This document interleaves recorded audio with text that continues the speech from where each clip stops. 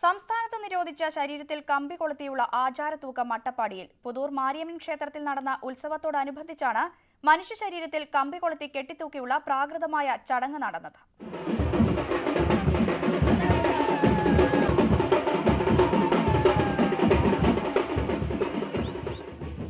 അട്ടപ്പാടി പുതൂർ മാരിയമ്മൻ ക്ഷേത്രത്തിലെ ഉത്സവത്തോടനുബന്ധിച്ച് വിവിധ ദേശങ്ങളിൽ നിന്നുള്ള തേരുവലി ചടങ്ങ് നടന്നിരുന്നു. ഇതിൽ മേലെ ഉമ്മത്താമ്പടിയിൽ നിന്നും വന്ന തേരുവലിക്കൊപ്പമാണ് ശരീരത്തിൽ കമ്പി കൊളുത്തി കെട്ടിത്തൂക്കിയുള്ള ആചാരത്തൂക്കം നടന്നത്.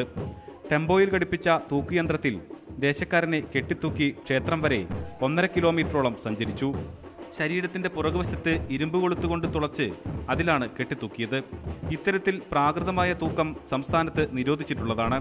ആദ്യമായാണ് പുതൂർ ക്ഷേത്രത്തിൽ ഇത്തരത്തിൽ ഒരു ചടങ്ങ് നടക്കുന്നത്. തമിഴ്നാട്ടിൽ നടക്കുന്ന പറവേ അലഗ് എന്ന ചടങ്ങിന്റെ അനുകരണമാണിത്.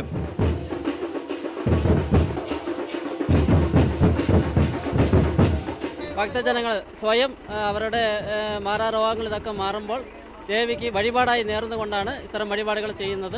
പോലീസ് ഉൾപ്പെടെയുള്ളവരുടെ സാന്നിധ്യത്തിലായിരുന്നു ചടങ്ങ് നടന്നത്. ഇതിനു പുറമെ പുറത്ത് കമ്പി കൊളുത്തി അതിൽ കെട്ടിയിട്ടാണ് ചെറുതേരുകൾ വലിക്കുന്നത്.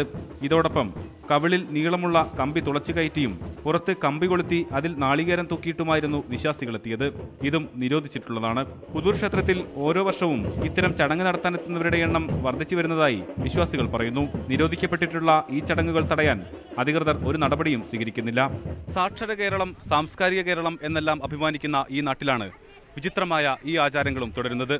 ക്യാമറാമാൻ പ്രജിത് കൊങ്ങാടിനോടൊപ്പം പ്രസാദ് നുബിശ്ശേരി, ന്യൂസ് 18, പാലക്കാട്.